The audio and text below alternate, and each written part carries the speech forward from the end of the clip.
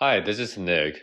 In this video, I will share how to dynamically compare any two date ranges using two date filters and two measures. One date filter will only affect one measure. For instance, no matter how I change the baseline filter, it will only affect the calculations for the baseline measure, and the values in the other blue column for range 2 will remain the same or not changed at all. And vice versa, if I make changes on range 2 filter, only the values in the blue column will change accordingly, and the baseline yellow column will not be affected at all. So this way, we will be able to have a side-by-side dynamic comparison. Step 1, here's the raw data. We have date, volume, and region column. And let's create a measure as we normally would for the total volume, and name it as date range 1 baseline total volume, and that's going to be the measure we use to represent the baseline. Step 2, let's create a new table called calendar. Go to Table Tools on the ribbon, select New Table, and use the formulas to create a new table. And inside the min and max functions, replace them with your own date column. What the formula does is that it creates a new calendar table that covers all dates from the earliest date to the latest date in your data. And then go to Model View, select the date column on your table, and then drag and drop onto the date column on calendar table. That way, we just connected those two tables using the date column.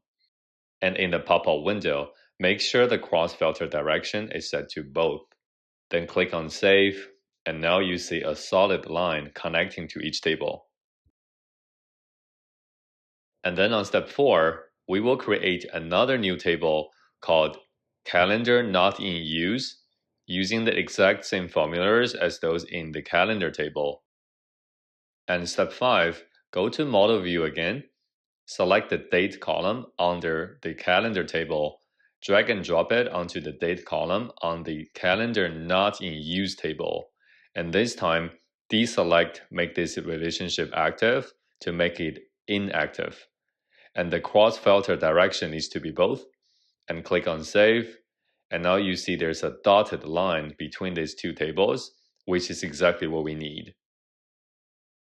And now let's quickly verify one thing before we move on. We have 3 tables so far, and there's a solid line connecting your table and calendar, and then a dotted line connecting calendar and calendar not in use. And depending on your data, it might be showing an asterisk, not 1 right there, if your data has duplicate values on dates. But all the other 3 connectors need to be 1. And on step 7, let's create a new measure under your table. And let's name it date range 2 total volume, because we need to create another measure that is affected by another date filter and not affected by the original date filter for date range 1 baseline.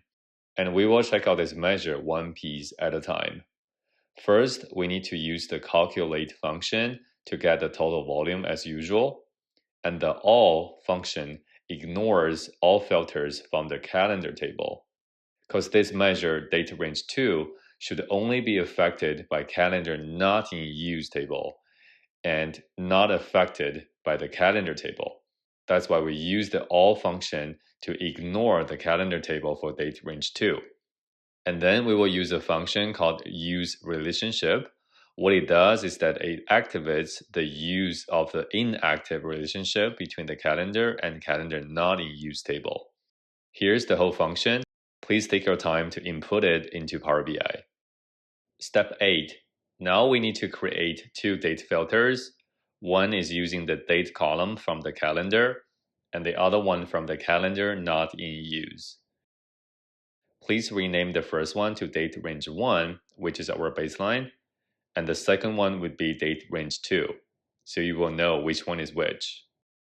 And step 9, we will create one more measure for the differential, which is the difference between the date range 2 and the baseline. And then step 10, we will create a matrix, put region on the rows, and then put those 3 measures we created on the values.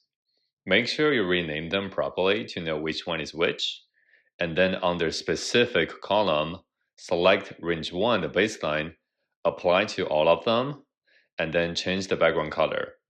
And follow the same thing to change the color for date range 2, so that it is very clear on which date filter will affect which column.